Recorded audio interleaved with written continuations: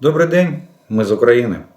Я рад приветствовать вас на своем канале. Как обычно, приглашаю подписаться, те, кто не подписан, поставить лайк этому видео, если оно вам понравится, и тогда его смогут увидеть как можно больше людей. Ну а мы с вами начинаем очередное видео по оперативной обстановке за прошедшие сутки. И сегодня на календаре 15 февраля, киевское время, 19 часов. Итак, оперативная обстановка. Удивил сегодняшний день, утро точнее сегодняшнего дня, появлением в частности в Киевской области наибольшего количества, но и в других областях в одиночных экземплярах воздушных шаров. Это метеозонды, которые запускаются, но к ним было привязаны уголковые отражатели, так называемые. И запускаются они с помощью, надуваются легкими инертными газами, как правило гелием, и передвигаются в воздушном пространстве за счет потока ветра. Так что они очень долго должны были находиться в воздушном пространстве для того, чтобы достигнуть, допустим, хотя бы Киевской области. Если скорость ветра там 20 км в час, то посчитайте, они 10 часов там будут лететь 200 километров от границы, если это с Белоруссией. А если из России, то и того больше, до Харькова 550 от Киева. Точнее до границы, где-то 550, если на Харьков ехать с Киева.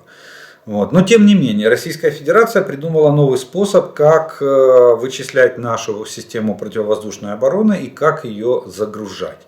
Насколько он будет эффективным, не знаю.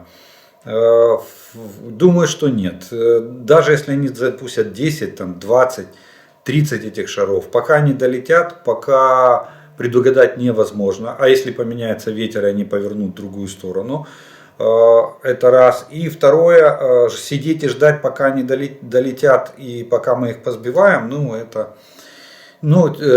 как бы последнее дело. Но тем не менее, очередной фокус, очередной выброс со стороны России мы сегодня наблюдали.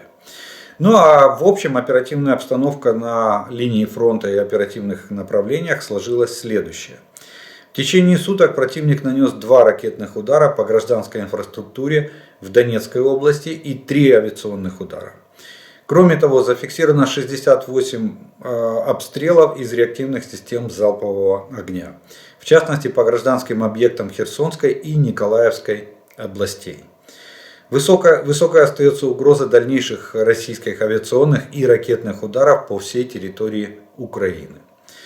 Противник, пытаясь взять под контроль Донецкую и Луганскую области, продолжает сосредотачивать основные усилия на ведении наступательных действий на Купянском, Лиманском, Бахмутском, Авдеевском.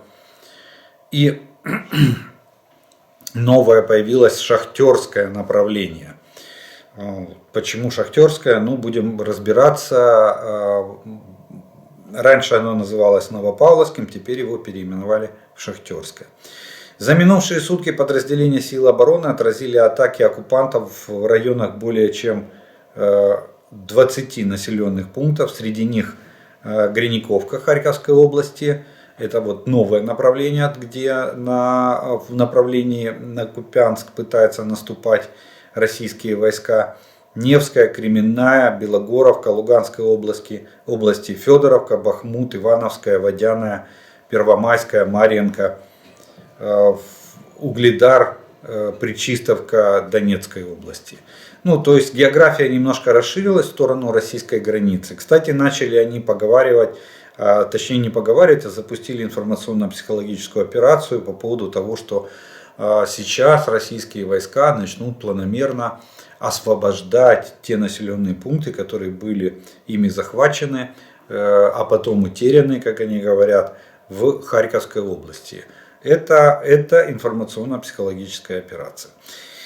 Далее поговорим еще тоже и о ней в том числе. На Волынском, Полесском, Северском и Слобожанском направлениях признаков формирования наступательных группировок врага не обнаружено. Противник не прекращает минометные и артиллерийские обстрелы позиций наших войск, а также населенных пунктов вблизи линии соприкосновения. вражеским обстрелам подверглись населенные пункты во всех трех областях: Черниговской, Сумской и Харьковской области. Кстати, обстрелы могут еще увеличиваться в связи с тем, что они пытаются максимально отвлечь внимание вооруженных сил или сил обороны Украины от Донецка, от восточного направления. И таким образом, ведя беспокоящий огонь вдоль всей границы, российско-украинской границы, они пытаются сковать или не дать нам возможности перебрасывать наши силы обороны на другие направления. На Купянском и Лиманском направлениях враг наносит отвлекающие удары по Гринниковке, с Площанки, с Краснопоповки и Кременной враг ведет наступательные действия, целью которых является вытеснение наших сил с левого берега реки Жеребец. На данный момент, на сегодняшний момент противник успеха не имеет на этих направлениях, но тем не менее атаки наших позиций продолжаются. На Бахмутском направлении оккупанты развивают наступление на Железнянское, Просковьевку. Вооруженные силы Украины удалось остановить врага на трассе. Трасса сейчас, она хоть и не играет уже никакой логистической роли, она является ситуативной линией фронта на сегодняшний день. Но главная задача российских оккупационных войск — это вытеснение вооруженных сил Украины. В том числе вытеснение наших войск из Просковьевки. Штурмовые действия противника в направлении Раздолевки и Веселого потерпели неудачу. То есть на трассе мы их остановили, они трассу перейти не могут, мы обороняемся перед трассой. На штурмовые действия в Раздолевке и Веселом тоже потерпели неудачу со стороны российских войск. В восточной части Бахмута продолжаются ожесточенные бои. Там скажу так, что особенно в частном секторе бои идут практически за каждый дом. Ситуация чем-то напоминает сражение в Сталинграде, когда за каждый дом, за каждую улицу велись боевые действия. В районе Ивановского противник стягивает резервы и сразу отправляет их в бой. Однако почти все атаки отражены вооруженными силами Украины. Здесь то, о чем мы говорили, что российское командование везет туда личный состав, привозят, сразу же загоняют в окопы, формируют наступательную волну, и она идет. Как только до нее очередь доходит, эта наступательная волна поднимается и идет в атаку. Таким образом они создали непрерывность наступательных волн на наши позиции. На Авдеевском и Шахтерском направлениях враг штурмует западные окрестности Новобахмутовки. Большие силы оккупантов сконцентрированы на штурме Красногоровки. Нашим войскам очень тяжело, положение очень тяжелое в районе Красногоровки, поскольку враг нашел, им удалось незначительно вклиниться в нашу оборону, и сейчас они пытаются туда натолкать как можно больше живой силы. В это небольшое вклинение. Также враг занял несколько позиций к югу от Первомайского, имел частичный успех. Начался тяжелый массированный штурм Невельского. И ситуация у этого населенного пункта очень тяжелая. В последние дни враг начал массированный штурм центра и юга Марьинки. Прорывы фронта латает наша артиллерия. В принципе, работа артиллерии настолько помогает нашей пехоте, что российские войска там, где работает наша артиллерия, даже не хотят забирать 300-х, то есть раненых своих военнослужащих, настолько боятся точности огня нашей артиллерии. Ситуация в самой Марьинке, можно сказать, на грани критической. Настолько она на сегодняшний день тяжелая. Но тем не менее защитники Марьинки держатся. держатся, и бои идут очень ожесточенные за центр города, населенного пункта Марьинка. На запорожском направлении продолжаются попытки врага занять Мариупольскую трассу южнее Орехова. Ну, она, в принципе, я вам говорил, она тоже, точно так же, как и трасса в районе Бахмута, она является исключительно ситуативной линией фронта. Она не используется как дорога, и просто перед этой трассой находятся наши позиции, проходит линия боевого соприкосновения. И вот они решили перейти за эту трассу в направлении, чтобы продвинуться хоть немного в направлении Орехова. Но здесь удар, на мой взгляд, больше похож на отвлекающий на запорожском направлении. Опять же, для того, чтобы мы не имели возможность переброски своих резервов на другие направления. Но в частности на Авдеевское, на Авдеевку, на Бахмут, на Кременную. Вот такая вот. Херсонское направление. Здесь без изменений. Ситуация остается стабильной. Тяжелой, но стабильной. Продолжаются обстрелы правого берега Днепра вдоль всей реки. В Херсонской и Запорожской областях пострадали за прошедшие сутки обстрелом российской артиллерии, подверглись более 30 населенных пунктов, в том числе и опять же город Херсон. Продолжает подвергаться, наша артиллерия пытается вести контрбатарейную борьбу. Я говорю пытается, потому что это довольно тяжело. Я уже объяснял, что поймать российскую артиллерию на позициях крайне сложно. Последние дни очень, как вывод можно сказать, что это последние дни на вот этом самом горячем участке для наших сил обороны оказались очень тяжелыми. Ситуация на некоторых участках приравнивается к критической. Вот.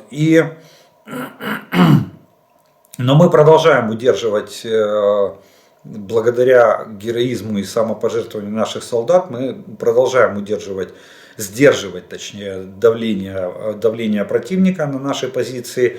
Да, где-то мы отступаем, но при этом наши войска не попадают в окружение и не несут таких огромных потерь, как противник. Но, к сожалению, вынуждены фиксировать частичные успехи оккупантов на каждом из направлений. Но это нельзя со стороны противника, это нельзя назвать темпом наступления. Это вот медленное продавливание наших позиций за счет численного превосходства. Причем превосходство во всех отношениях, как в технике, так и в личном составе, так и в артиллерии. Да, они в атаку ходят в основном в пешем порядке, но артиллерия и танки выходят на позицию и помогают ихней пехоте атаковать наши позиции. Обстрелы наших позиций из танковой артиллерии ведутся, и минометов ведутся постоянно. В отношении Бахмута можно сделать вывод, там есть еще запас прочности, несмотря на то, что вот фланговые продвижения противника севернее и южнее Бахмута создают уже полукольцо вокруг самого города, но тем не менее, но это уже длится практически 2 месяца. То есть город держится вот в таком, я бы сказал, усиленном темпе атак, город держится уже 2-й месяц. В Кременной нас беспокоит число подразделений, которые там присутствуют. Россия нагоняет туда очень много войска. Скоро им там уже тесно будет даже между собой. Ситуация с Авдеевкой может пойти по сценарию аналогично Бахмуту. То есть российские войска могут усилить атаки на фланге относительно Авдеевки, то есть севернее или южнее этого населенного пункта, с целью взять ее в полукольцо или в окружение. Почему? Потому что в лоб они Авдеевку взять не могут. Она стоит уже сколько лет, это как еще было по Минским договоренностям, линии разграничения, там практически она на месте и осталась. Так же как и в Марьинке они немножко продвинулись ближе к центру города. Вот. Так что вот такая вот ситуация. Ситуация очень тяжелая. На некоторых участках, еще раз повторюсь, ситуация критическая в плане обороны. Но наши защитники, наши силы обороны держатся, нанося максимальные потери противнику, постепенно отходят на новые рубежи обороны. При этом изматывая противника. Противник продолжает нести потери, в частности в районе населенного пункта Красная Зорька Симферопольского района, временно оккупированной территории Автономной Республики Крым. Для сокрытия числа погибших противник применяет сжигание. У местного крематория наблюдается постоянная очередь военных автомобилей в количестве до 10 единиц. Этими грузовиками оккупанты привозят погибших российских военнослужащих и наемников. Кремация осуществляется круглосуточно. Услуги по кремации для гражданских лиц не предоставляются. А я напомню, что пару недель назад я вам рассказывал, что в Луганской области, недалеко от Сватова, строится, там, в населенном пункте строится тоже стационарный крематорий. Но они идут по принципу, что нету тела, нету дела. То есть, если нет тела, значит человек считается пропавшим без вести. А соответственно, никакие выплаты его родственникам не положено. Вот к такой тактике прибегает российское командование для того, чтобы уменьшить затраты на проведение войны. То есть на войну россиянин должен идти, погибнуть он может, и это даже у них там теперь считается как подвиг погибнуть за царя и отечество, но при этом тело этого погибшего военнослужащего или мобилизованного будет кремировано, сожжено в печах крематория. Ну и, соответственно, родственники получат там через какое-то время получат уведомление, что он числится пропавшим без вести. А раз пропавший без вести, то судьба непонятна. Может он живой где-то, может он в плену, может еще что-то. Может убежал где-то в бегах. Тогда какие выплаты? Ни о каких выплатах речи в этом случае вестись не может. Вот такие военные события произошли на всех оперативных направлениях и на линии фронта от Харькова до Херсона. По военно-политическим событиям, ну, конечно же, всех продолжает интересовать Рамштайн. Заседание сегодня продолжается. Сегодня он заканчивает свою работу. Мы в конечном итоге к вечеру должны увидеть коммюнике совместные. Будут куча пресс-конференций официальных лиц и со стороны наших западных партнеров, и со стороны нашего руководства, которое там присутствует и представляет Украину. Но суть уже понятна.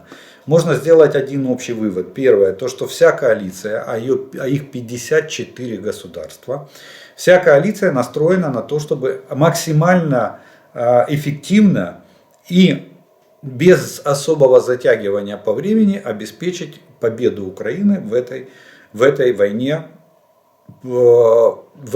с Российской Федерацией. Поэтому техника и вооружение будут предоставлены.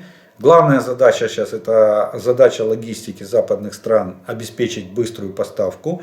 Наша задача сформировать группировку войск для контрнаступления, вооружить этой техникой, подготовить людей и быть готовыми к началу наступления через буквально пару месяцев. Так, во всяком случае, звучат разные призывы. Что касается авиации и ракет, сразу скажу, что я думаю, что все прошло хорошо в плане согласования. Скорее всего, все достигнуто. Как сказал президент Зеленский, за закрытыми дверями осталось очень много договоренностей. Так вот, я думаю, что и ракеты, и авиация попали в разряд закрытых договоренностей.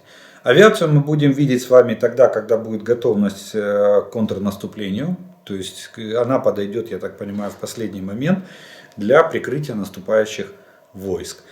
Ракеты могут прийти и раньше для поражения логистики противника. Вот.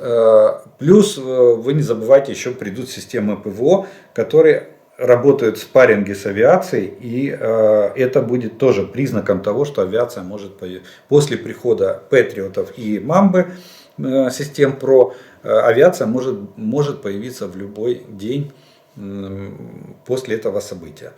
Так что да, по поводу ракет, кстати, Ллойд Остин очень интересно проговорился. Он сказал, что с одной стороны, что Соединенные Штаты не могут поставить нам атакмс к МЛРС типа Хаймерс. Почему? Потому что якобы их в США очень мало. Ну, я не удивляюсь, потому что США не собирались, видимо, участвовать в конфликте или кому-то их передавать, поэтому закупили минимальную партию для того, чтобы дать возможность, приняли на вооружение, закупили минимальную партию для того, чтобы дать возможность производителю выйти на международный рынок. Соответственно, производитель начал это продавать на международном рынке другим странам. Но Ллойд Остин сказал очень интересную вещь. Он сказал, что США не может дать, так как мало очень этих ракет. А вот другие страны могут, и назвал 4 страны, которые обладают довольно большим запасом этих ракет. Тем самым, я думаю, дал понять, что эти страны могут поставить, а США возражать не будет. Вот. Это что касается Рамштайн. Я думаю, что Рамштайн прошел неплохо, закрепил достижения 8-го Рамштайна, решили, что нужны боеприпасы, танки, артиллерия и бронемашины как можно быстрее, надо ускорить все эти поставки. Вот. Ну и думаю, что при закрытых дверях поговорили о ракетах и самолетах. Теперь, что касается наших внутриполитических и внешнеполитических новостей и особенностей. Ну, у нас, все наблюдают, я думаю, все на себе почувствовали, отключение света, либо его перестали отключать, либо время отключения сильно уменьшилось. Почему? Потому что Украина запустила все имеющиеся под нашим контролем энергоблоки, а их 9 на сегодняшний день, все 9 энергоблоков Украины работают. То есть дефицита электроэнергии на рынке не существует. Единственная проблема — это регуляция в часы пик и проблема транспортировки. Восстановительные ремонтные работы, особенно на подстанциях высокого напряжения, 330 киловольт и выше, продолжаются, и из-за этого еще могут быть перебои. Но дефицита электроэнергии на рынке Украины нет. Все 9 атомных блоков работают в штатном режиме. Очень интересное заявление пришло из Белоруссии. Лукашенко сделал заявление по поводу участия стран ОДКБ в этой войне. Он призывает их, он сказал, отсидеться не выйдет. Надо принимать решение, где вы и что вы. И придется вступать в эту войну на стороне России. Я вам скажу, что это больше, на мой взгляд, это больше призыв. Зная Лукашенко, его хитрые и витиеватые обороты, скорее всего, это больше похоже на призыв «разбегайтесь, кто быстрее». То есть фактически это призыв к развалу ОДКБ. Почему? Потому что, смотрите, получается такая картина, неадекватная картина. Потому что когда были заседания ОДКБ, вот последнее, которое было перед Новым годом, все просили у России оружие и войска. Все практически. Для своей собственной безопасности. Армения просит, даже практически шантажирует Россию, что нужны войска и нужна сила и вооружение. Таджикистан просил не на часе, Россия отводила, никому не предоставила. Киргизстан просил вооружение, ничего Россия не дала. Вот. А теперь получается, что когда Россия в заднице, когда те страны были в заднице, Россия не шевелилась, говорила, это не сейчас, потом. Вот. А когда теперь Россия в заднице, и им говорят, а теперь вы должны не просто дать оружие, а вы должны вступить в войну своими войсками на стороне России против Украины. За нас никто не воюет, мы воюем сами за себя. Да, нам помогает оружием, но мы воюем сами за себя. Вот. Это важно. А тут они. И поэтому, судя по этому высказыванию, руководителям стран ОДКБ придется в ближайшее время определяться. Либо они вступают в войну на стороне Российской Федерации, чего я не вижу там большущего желания, либо они должны, ну, для того, чтобы не вступить в войну, придется им объявить о выходе из ОДКБ. Так что Лукашенко, надо еще посмотреть, на кого он работает. На Путина или против него. Выбить из-под Путина последнюю попытку или последний козырь в плане показать всему миру, что он не одинок во всем мире, и что он не один против всего мира, а у него есть целая организация, военная организация, которая вот за него вступилась или хочет вступиться. Но не знаю, посмотрим, как будет развиваться. Я думаю, что наоборот, это больше призыв, что спасайся кто может, разбегайтесь из ОДКБ. Далее, ну, наш министр обороны оптимистично заявил, что Украина де-факто вступила в НАТО. Я бы так, конечно, не считал, потому что не все страны-партнеры, 54 страны, являются членами НАТО. Но тем не менее они помогают нам оружием, помогают амуницией, помогают боеприпасами, техникой и гуманитарной помощью. Вот. А считать, что да, Альянс нам помогает, и теперь уже официально будет помогать Альянс выделением оружия и боеприпасов. Ну, в принципе, пусть будет оптимизм, будем считать, что де-факто мы, как страна НАТО, имеем доступ к запасам и резервам НАТО. Не людским, конечно же, никто армии нам не даст, солдат никто нам не даст, но техники и вооружения может быть и так. Ну и НАТО объявила о том, что представители, точнее НАТО, объявили официально о том, что Россия считается на сегодняшний день наиболее значительной и прямой угрозой для Североатлантического альянса. Ну, я уже сказал, что Россия решила поменять тактику. И вот, скорее всего, вот эти воздушные шары с уголковыми отражателями, этот уголковый отражатель дает отметку на экране радара. И оператор не может определить, потому как не классифицирует цели многие системы ПВО, не может определить, это цель или это ложная цель. Настоящая это цель или ложная. А соответственно он вынужден будет что делать? Ее засекать и сбивать. Вот. Если же туда еще вместе с уголковым отражателем на этом шаре прикреплена какая-нибудь разведывательная аппаратура, то они могут засечь, где находится радиолокационная станция. Или, допустим, самолет-разведчик взлетает, вот этот А-50 российский в Белоруссии, и отслеживает, где наши РЛС. Нам придется менять позицию, это раз. Второе, если этих шаров будет много, например, массированный такой запуск, 20, 30, 40 шаров, то, соответственно, нам придется тратить боеприпасы и ракеты нашей системы ПВО. Вот. И, соответственно, если мы расстреляем боезапас, пока мы будем перезаряжаться, может прилететь российская авиация. Они, кстати, по некоторым данным, они стягивают авиацию к нашим границам. И, соответственно, мы предполагаем, что может быть использована авиация в качестве массированного авиационного налета. Хотя я в это очень мало верю. Почему? Потому что у нас довольно хорошая система ПВО. Авиация российская не работает с конца апреля месяца в нашем воздушном пространстве, потому что это билет в один конец для их летчиков. А сегодня, когда уровень подготовки российских летчиков крайне низкий, мы знаем, что в прошлом году они делали досрочные выпуски, в том числе в военных училищах, в том числе и в летном, так что там недоученные курсанты, которым сегодня присвоили там звание младших офицеров и говорят, что они пилоты. А допустим, массированный авиационный налет предусматривает построение боевого порядка бомбардировщиков в воздухе. И они должны идти волнообразно, то есть они должны уметь летать в составе строя. Причем это не один-два самолета, не пара, которые ведущие и ведомые, и боевые, и маневрирование в воздухе. И то это очень тяжело сидеть на хвосте ведущего.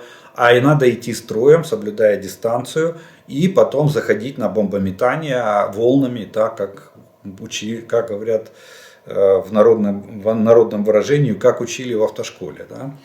Вот. Я думаю, что вряд ли. Кстати, российские пилоты вообще не способны летать вот в таком в массированном налете, участвовать.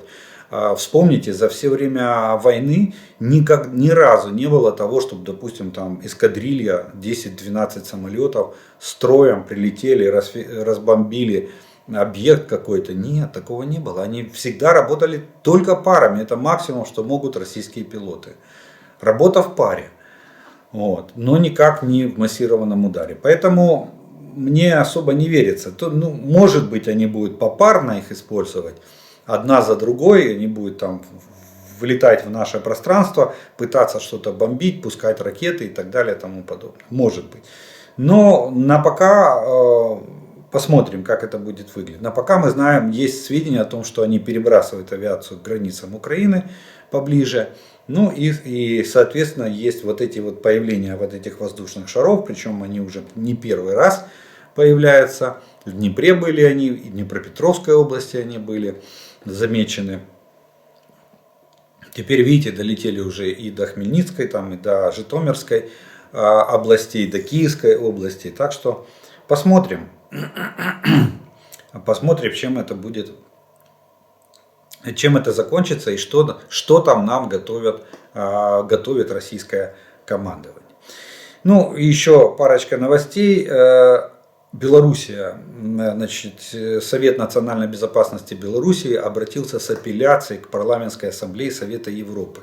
Мол, ПАСЕ приняла резолюцию, которой возложила ответственность на Белоруссию за те военные преступления, как за соучастницу. Вот Российская Федерация совершала военные преступления, в том числе с территории Беларуси. И как соучастница в один ряд с ней поставлена Беларусь. Вот Белоруссия попыталась оспорить, они подали апелляцию, что нет, они не соучастники. Хотя, если открыть Конституцию Белоруссии, то там четко и ясно написано, что в Конституции написано, что данный субъект исключает военную агрессию с ее территории.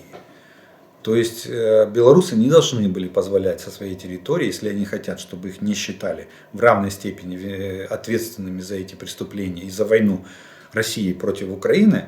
Так вот, у них в Конституции написано, что они исключают агрессию со своей территории.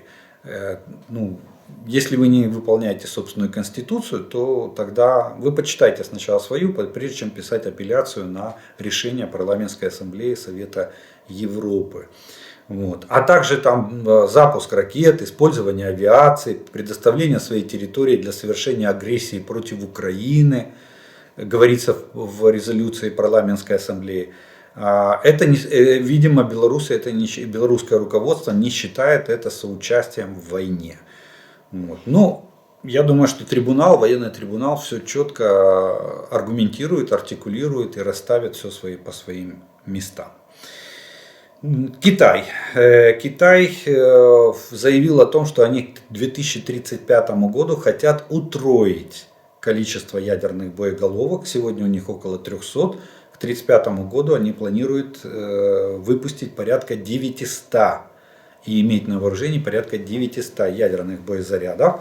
Ну, соответственно, они, начиная с 25 года, Си Цзиньпин поставил задачу армии Китая быть готовой к войне за Тайвань с Соединенными Штатами Америки. Там они без обиняков четко и ясно формулируют свои задачи. Во всяком случае, внутри самого Китая. Вот на внешнем рынке они ведут себя, на внешней политической арене ведут себя совсем по-другому. Тем не менее, посмотрим. Вот Китай сейчас бросит все силы на наращивание ядерных боезарядов. Ну и закончить новости хочу вишенкой на торте. Заявлением нашей военной разведки. Главное управление разведки Министерства обороны Украины сделало заявление очень интересное.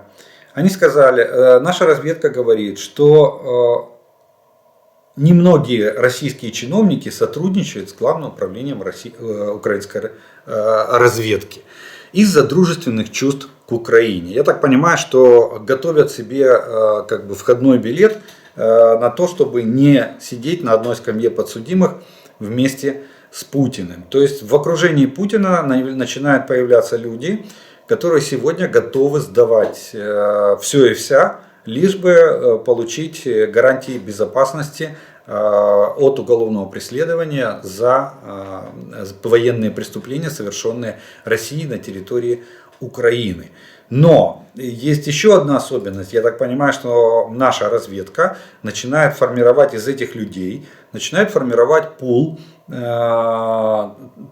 той структуры, которая может в перспективе, в ближайшей перспективе причем, может отстранить Путина от власти. Вот такую вот и очень интересную игру начала наша разведка. Видите, не скрывают, это на уровне неофициального заявления.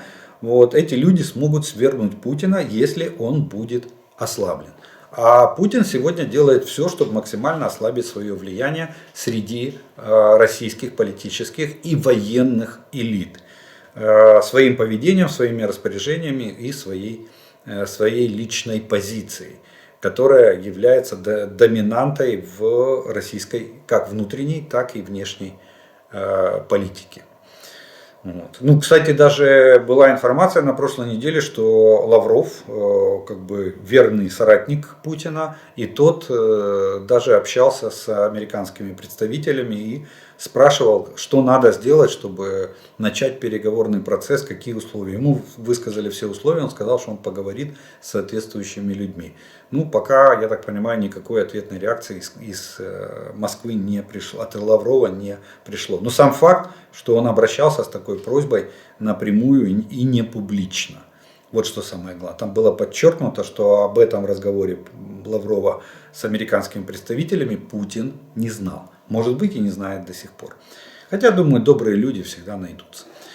Ну что ж, вот такие вот военные и военно-политические новости произошли в Украине и вокруг нашей страны. Теперь по традиции я сделаю паузу. У вас есть время подписаться на мой канал, те, кто еще не подписан, поставить лайк этому видео, если оно вам нравится. И через некоторое время мы с вами продолжим.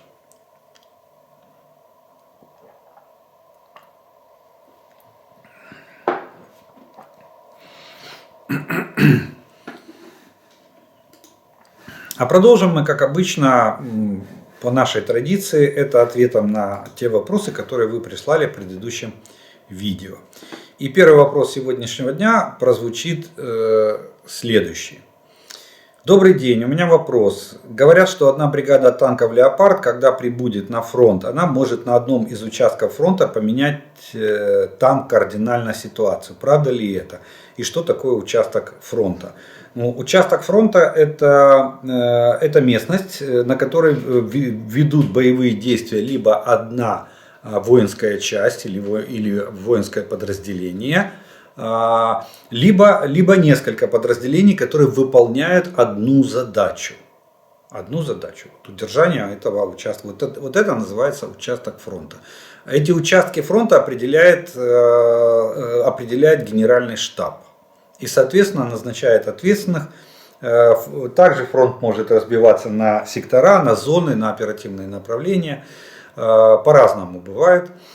Как считает в Генеральном штабе удобно, так они и делят этот фронт. Ну, в конечном итоге все сводится к участкам фронта.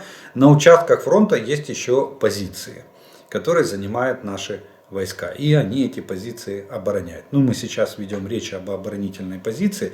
Но появление бригады «Леопардов» на любом таком участке фронта, допустим, бригада там, до 10 километров может оборонять участок фронта. Да? И при появлении бригады «Леопардов», а бригада это около 100 танков, появление на этом участке фронта может кардинально изменить ход боевых действий. То есть «Леопарды» могут разнести эту оборону просто в пух и прах российскую. Вот. А еще если они с прикрытием артиллерии или с прикрытием авиации, то я думаю, что для них вопрос разгрома или обороны противника вообще не будет составлять труда. Вот действительно настолько существенно влияние допустим, бригадой леопардов на одном участке фронта. Ну, я скажу, что танковая бригада вообще может кардинально поменять ситуацию на любом участке фронта, не только леопардовская, но и 72-шная бригада, если появляется, то да, потому что бригада это все-таки очень, очень большая огневая мощь. Здравствуйте, есть вопрос. Польша готова передать нам МиГ-29, но ждет от США F-35. Как думаете, Дуда договорится с Байденом? Было бы здорово. Героям слава, во славу рода. Смотрите, думаю, что да. Тем более, что есть уже тенденции или предпосылки к тому, что F-35 скоро прибудут в Польшу. На сегодняшний день есть информация, что в Польшу из какой-то из скандинавских стран перегнаны 8 самолетов. 4 из них учебно-боевых, а 4 боевых. И сейчас польские пилоты осваивают эти машины уже непосредственно у себя в Польше. Поэтому вполне возможно, что... Но там, мне кажется, вопрос с МиГами-29 и словацкими, и польскими не в Соединенных Штатах. И не в самолетах F-35. Вот смотрите, в Словакии вопрос был решен тем, что они отдают нам 12 машин, эскадрилью, отдают нам МиГ-29 своих, а на это время, пока они не получат новые самолеты, которые они там закупают, опять же, в тех же Соединенных Штатах, Чехия взяла на себя обязательство патрулировать небо Словакии. То есть чешская авиация сегодня патрулирует небо Словакии. То есть, казалось бы, вопрос решен. Пожалуйста, передавайте самолеты, какие проблемы. То же самое могло быть у Польши. Допустим, та же Германия или там другие страны, члены НАТО, взяли бы польское небо под контроль на время передачи самолетов. Там, мне кажется, это как бы неофициальная информация. Дело в том, что эти машины проходили модернизацию уже под стандарт НАТО. А в НАТО основным поставщиком авионики является израильская фирма Rafael. Вот где, мне кажется, собака зарыта. И пока не будет согласия вот этой компании Rafael, я думаю, мы не получим эти самолеты. Поэтому все упирается, скорее всего, это версия. Опять же, я повторюсь, это версия, но мне кажется, она на сегодняшний день наиболее правдоподобная и дающая ответ на вопрос, почему мы 11 месяцев не можем получить польские МиГи-29. Кстати, их даже забрали из Польши, зная позицию Польши, что Анджей Дуда может принять волевое решение и отдать нам эти самолеты, их забрали у Польши. И сегодня эти самолеты находятся на авиабазе в Рамштайн. Вот такое вот совпадение. Там, где проходит конференция по передаче или по предоставлению нам военно-технической помощи, там прячут польские МиГи-29, чтобы они не попали в Украину. Вот такой вот парадокс на сегодняшний день есть. Так что тут, мне кажется, не столько договоренность между США и Польшей, сколько есть препятствия в плане компаний, участвовавших в модернизации этих машин. Но это вариант, еще раз повторюсь. Здравствуйте, смотрел передачу, я не знаю, Даша Счастливая с Юрием Шевцом, где он сказал, что ядерное оружие России это блеф. Его может и не быть. Каждые 10 лет надо менять плутоний, иначе он становится непригодным к использованию. А последний раз его изготовляли еще в Советском Союзе. Это про боеголовки. А ракеты у нас на Южмаше сделали. Что вы об этом думаете? Они могут быть просрочены. Наверное, разведчик что-то знает. Да, я вот только хотел сказать, в принципе, что Юрий Швец был связан со спецслужбами. И я думаю, что он не последний человек в этой иерархии. И если он озвучивает такие сведения, он знает, о чем он говорит. В принципе, его слова, я думаю, заслуживают уважения и внимания. Но, во всяком случае, я не помню за все время войны. Я его периодически слушаю, но я не помню, чтобы его кто-то там поймал за руку на на вранье. Нет, у него всегда обоснованная, и в принципе информация, которую он озвучит, она оказывается достоверной. Поэтому, да, что касается плутониевых зарядов, я тут полностью согласен, их надо обновлять, потому что период полураспада плутония довольно маленький, и эти боезаряды могут выходить из строя. Нужно проводить регламентные работы и техническое обслуживание для этих ядерных боезарядов. Урановые боезаряды могут дольше находиться на хранении, но на сегодняшний день я вам скажу так, что никто не может точно сказать, насколько они технически исправны и насколько они технически пригодны. Допустим, в обычных боеприпасах берется какое-то количество небольшое, делается контрольный отстрел. Сегодня, допустим, взять боезаряд какой-то партии или года выпуска и провести ядерные испытания с ним, то есть подорвать его на полигоне, возможности такой нет, потому что существует в мире мораторий на проведение ядерных взрывов. И на пока практически никто его не нарушает. Вот. Тем более, что у России не такое положение, чтобы его нарушать. Поэтому действительно дать сегодня ответ, насколько это оружие боеспособно и не опасно ли оно вообще для самой России, потому что непонятно, что происходит, какие процессы, и насколько, самое главное, насколько Российская Федерация обеспечивает условия хранения и обслуживания этих видов вооружения, этих боезарядов. Учитывая, как в России могут стырить деньги, то я скажу, что условия хранения могут быть крайне негативными. Поэтому вполне возможно. Что касается нашего Южмаша, то да, действительно, мы давно отказались. По-моему, в 2014 году последний раз передавались, нет, чуть позже, в 2016, по-моему, году передавались ракеты, которые Южмаш изготовил, это носители, передавались Российской Федерации. Тогда был огромный скандал по этому поводу.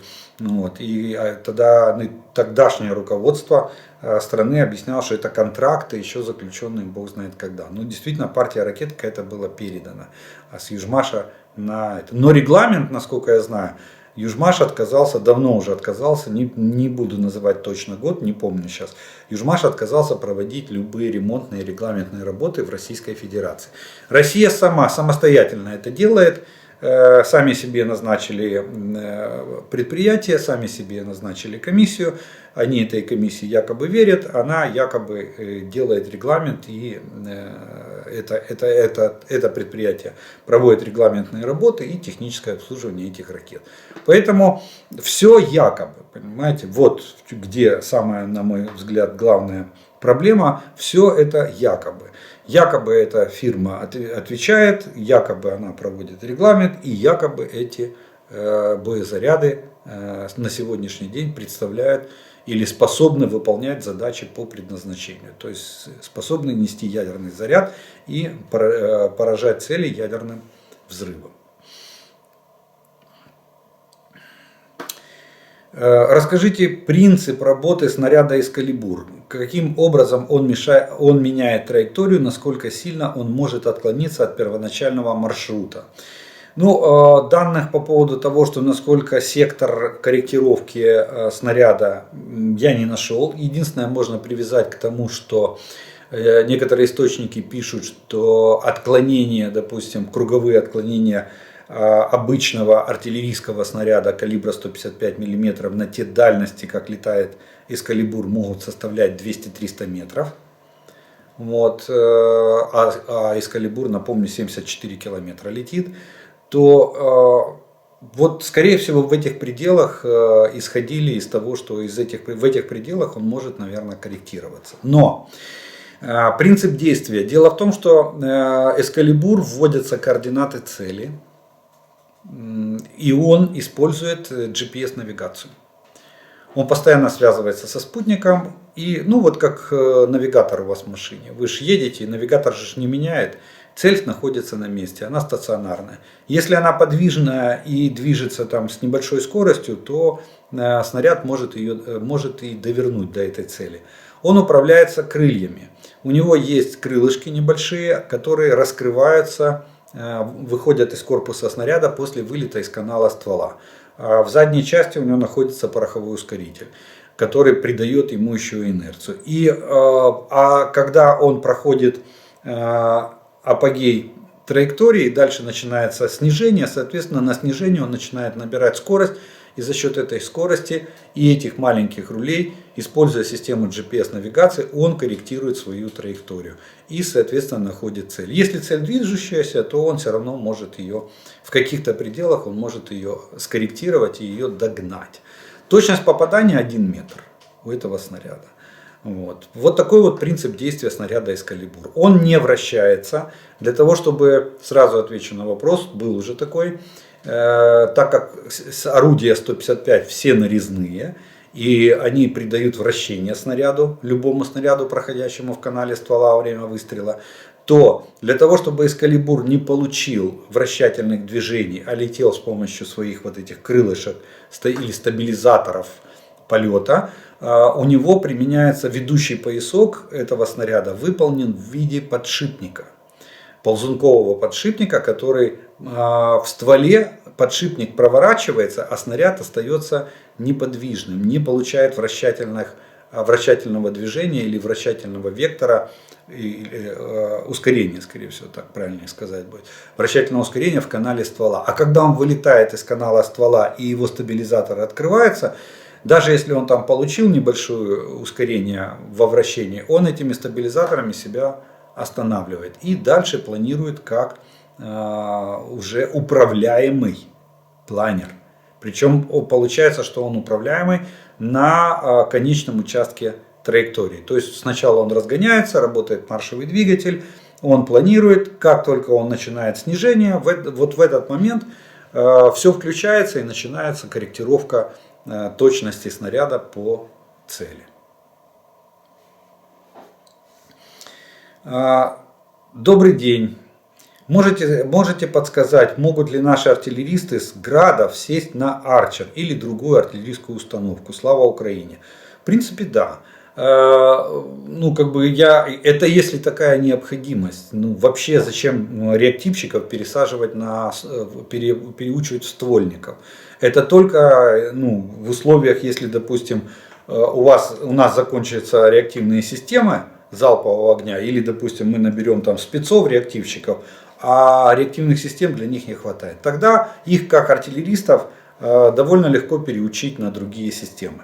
Но вы неудачный пример привели, потому что Арчер является полным автоматом.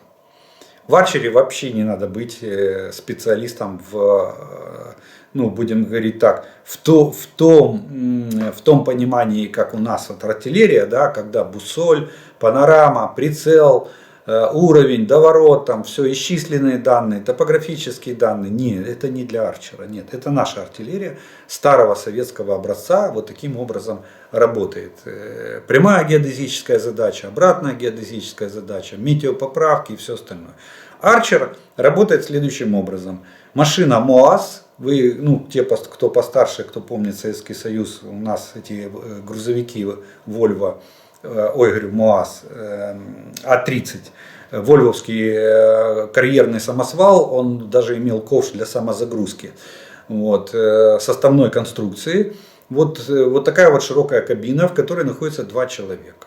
На задней части у него тележки находится сама артиллерийская система, то есть башня, там больше ничего нет. И вот этот вот тягач, шасси от карьерного самосвала, который выполняет роль передвижной платформы. И там сидит 2 человека. Водитель, который крутит, образно говоря, крутит баранку, да, коробка у него автомат у этой машины.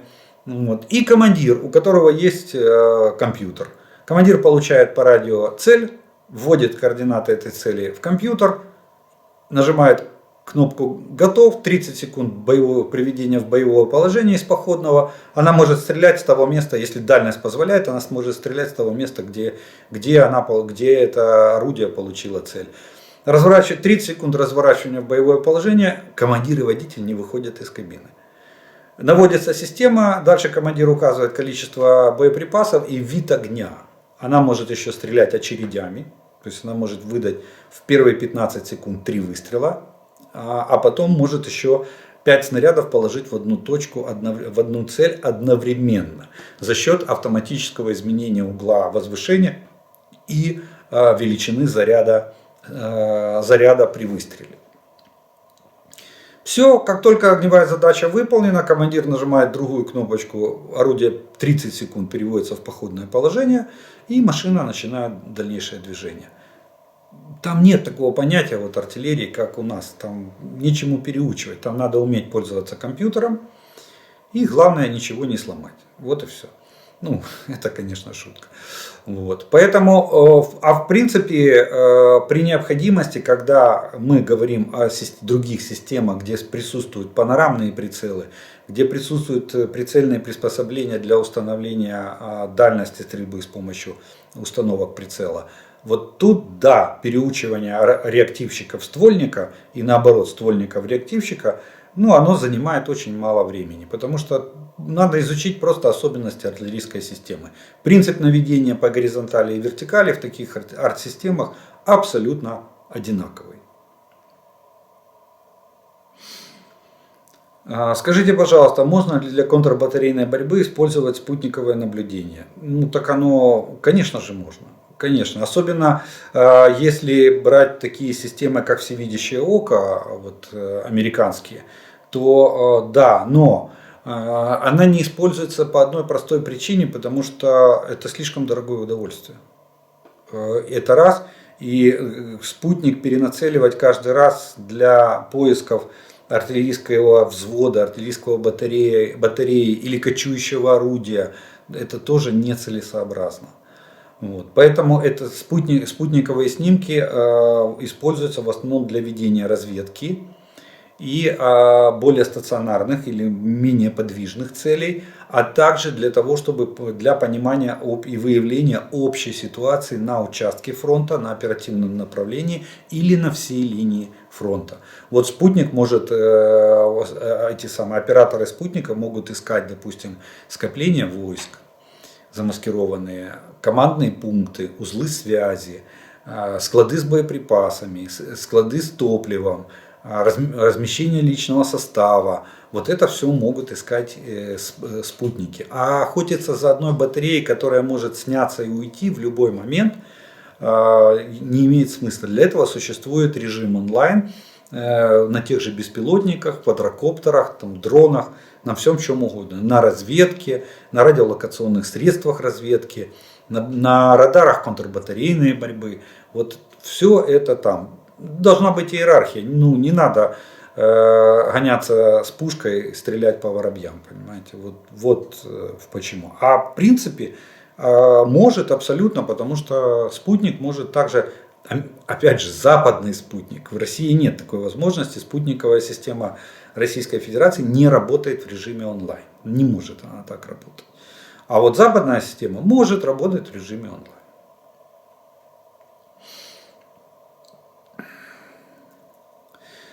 Как проводить наступление танками по минным полям? Как это возможно? Спасибо. Очень просто. Для этого существует куча приспособлений для разминирования. Причем как разминирование, начиная от самого простого и примитивного способа снятия мин в преддверии атаки. Как правило, это проводится в ночное время. То есть вручную саперы идут и снимают мины. Делают проходы в минных полях. Их обозначают на местности. И танки идут по этим проходам. Второй вариант — это разминирование с помощью дистанционных средств. Есть такая установка, ее еще в народе называют Змей Горыныч, когда выстреливается на 200, ну сейчас уже некоторые даже до 500 метров выбрасывают детонирующий шлейф, который падает и подрывается. Соответственно, своим подрывом он заставляет мины детонировать. Таким образом образуется проход в минных полях. Он на базе МТЛБ построен, эта машина. Вот. Ну и третий вариант, самый такой применяемый, самый тоже простой, но чаще применяемый, это когда на каждый взвод танка, на каждый третий танк вешается минный трал.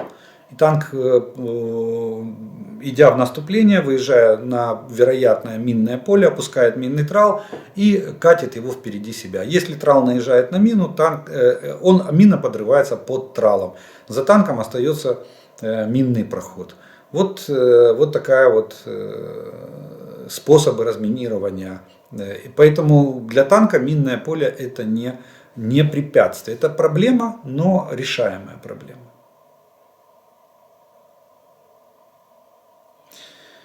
Расскажите, пожалуйста, все плюсы и минусы переодевания в форму противника и в каких ситуациях это актуально. Спасибо. Это актуально, когда проводится специальная операция.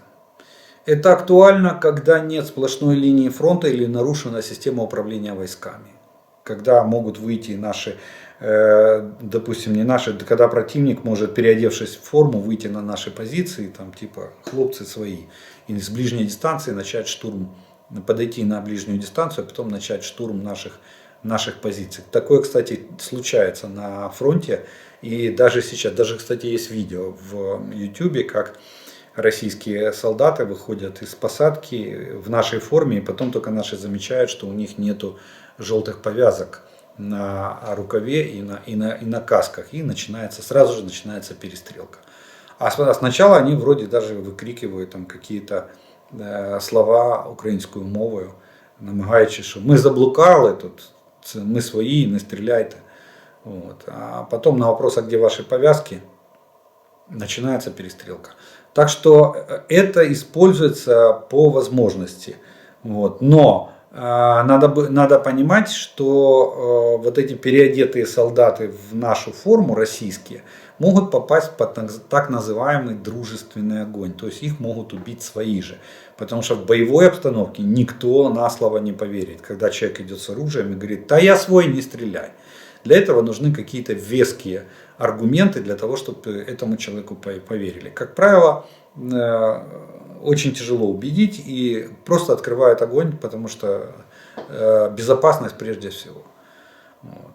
Так что тут с переодеванием я бы не сказал, что это... Есть плюсы, есть минус. Плюс в том, что можно обмануть противника, возможность обмануть противника, подойти как можно ближе для выполнения задач по штурму позиций или каких-то специальных задач.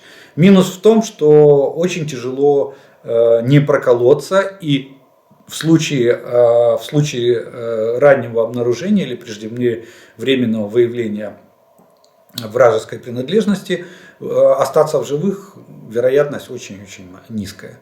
Как правило, эти люди, если их вычисляют, вот как я уже привел пример, они попадают под шквальный огонь наших войск, если они там пробираются на наши позиции, или наши пробираются на позиции россиян. Кстати, с нашей стороны я не слышал, чтобы такие случаи были, и российские паблики тоже не говорят о том, что украинцы переодеваются в российскую форму и потом заходят на позиции. Россияне, да, грешат этим очень сильно и довольно часто. И вагнеровцы тоже этим же грешат. Они даже на отдельных позициях воевали в нашей форме. Вот, для того, чтобы ввести вот такую путаницу в ряды наших защитников, в ряды наших военнослужащих.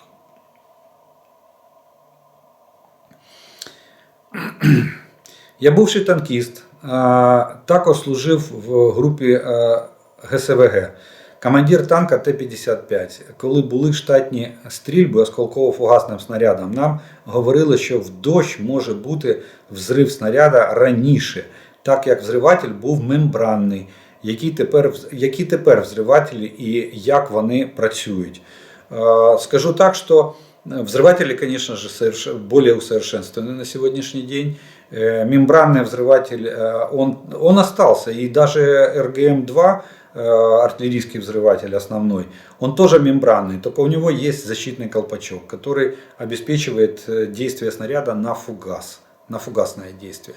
Танковые взрыватели претерпели модернизацию, и на сегодняшний день поверьте, от дождя, даже от плотности воды в воздухе, этот снаряд не взорвется. Они все контактные. А наука пошла дальше. Сегодня есть взрыватели с замедлением, и сегодня есть дистанционные взрыватели для танков. Есть снаряды, которые подрываются над окопами противника для того, чтобы создать максимальный эффект поражения осколками от разрыва снаряда. И такие в западных странах, вот мы, кстати, я думаю, что мы получим такие снаряды вместе с танками. У Леопарда есть 2 или 3 разновидности такого снаряда. У Челленджера, по-моему, тоже есть. Ну и у Абрамса, соответственно, тоже есть. Вот. Так что взрыватели претерпели изменения, и на сегодняшний день самый чувствительный мембранный взрыватель остался у минометов. Вот миномет, он же практически мина не оставляет воронки. Она подрывается при первом контакте с грунтом. Но контакте с грунтом. От дождя, снега или града подрыва снаряда уже не бывает. Технологии ушли вперед.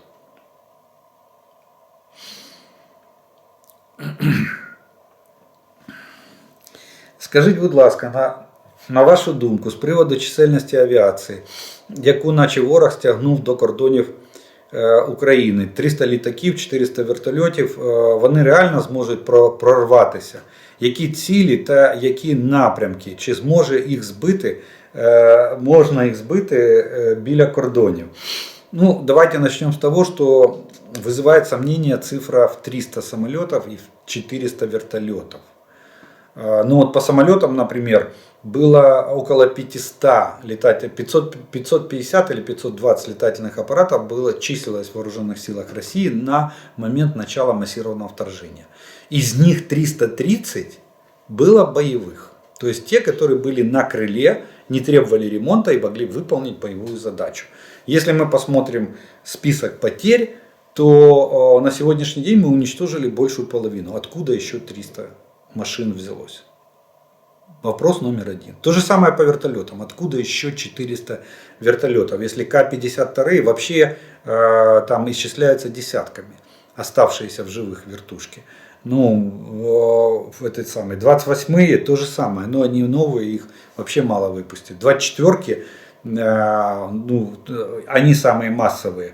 Но такого количества я не припомню, чтобы было в Российской Федерации. Вот действительно такая цифра, которую опубликовало американское издание, малоизвестное, кстати, Forest Policy, ну, я не слышал такого раньше издания, откуда она. И на основании, что за высокопоставленный военный чиновник из Украины сообщил такие данные, очень трудно сказать. Почему не подтверждает это британская разведка, Институт изучения войны американский и так далее. И еще главная проблема — это летчики. Летчики, асы в России закончились еще летом. Вспомните, мы последних асов сирийских сбивали. Мы летом еще сбивали уже пенсионеров. В районе Северодонецка, я напомню, мы сбивали летчиков-пенсионеров, которые воевали в составе частной военной компании Вагнера. Мы их сбивали. В прошлом году Российская Федерация проводила досрочные выпуски летчиков-курсантов. И почему? Потому что катастрофическая нехватка пилотов, некого сажать за штурвал. Поэтому вот все эти совокупные факторы, пилоты, количество летного парка, плюс их обучаемость, вызывают ряд вопросов и сомнений в том, что Россия может массированно применить авиацию. Тем более, что в первые месяцы войны, когда Российская Федерация имела тотальное превосходство в воздухе, они показали, что они не умеют массированно применять артиллерию. У них пилоты не умеют летать в составе больших групп авиации, когда надо держать строй, дистанцию, когда надо заходить волнами на бомбометание или на обстрел объекта и так далее. То есть они даже 12 машин эскадрилью не могут применить одновременно. Они постоянно применяют пары, двойки, ведущий и ведомый. Все, один ведет, второй прикрывает. Вот это максимум, что могла та боевая авиация с теми боевыми летчиками, которые имели боевой опыт бомбометания в Сирии. Мы всех сирийских героев поприземляли здесь, в Украине. Вспомните майоров, подполковников, капитанов, орденоносцев. Кому повезло, тот в плен попал, кому не повезло, того прибили на поле боя вместе с его самолетом. А кто еще?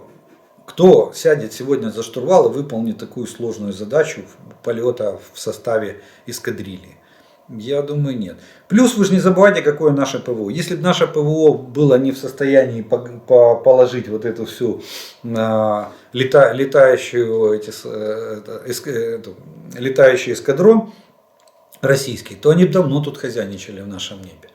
А так вспомните, когда последний раз российские самолеты, да, на линии фронта они еще работают. И то мы регулярно сбиваем российские самолеты на линии фронта.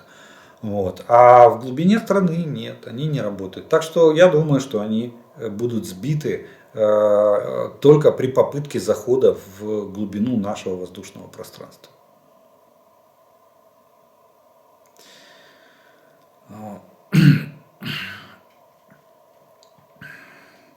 А как вооруженные силы Украины пойдут в контрнаступление, если на фронте оккупантов больше? Для успешного контрнаступления у наступающей стороны количество живой силы и вооружения должно быть как минимум в 3 раза больше, чем у обороняющейся стороны. Тут вот этим и отличается война 4-го поколения от войны 3-го поколения. То есть догма Второй мировой войны, 3-5-кратное превосходство на участке прорыва и при наступлении войск, это уже не работает. Можно меньшими войсками проводить наступление на большее количество войск. Все зависит от железа, технологий и видов вооружения, которые применяются. Так что все нормально. Как только мы будем готовы, мы пойдем в наступление. Никто даже не будет считать, какое соотношение российских войск к нашим войскам. Понятно, что их будет численно, их будет больше. Но поверьте, за счет применения современных образцов вооружения эта численность нивелируется в ноль.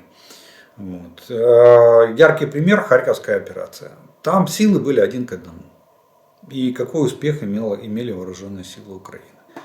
Так что это сегодня не проблема. Ну что ж, мы на этом вопросную часть на сегодняшний день закончим. И у нас остается, она будет коротенькая сегодня, маленькая. 3-я часть — это приветствие, комментарии, пожелания, которые вы прислали. Вот, их будет несколько. И первое прозвучит следующее.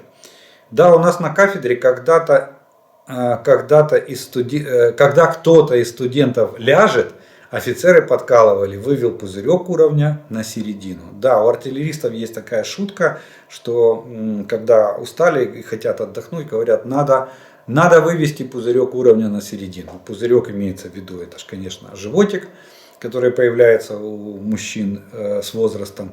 Ну и вывести его на середину, значит лечь на спину для того, чтобы отдохнуть.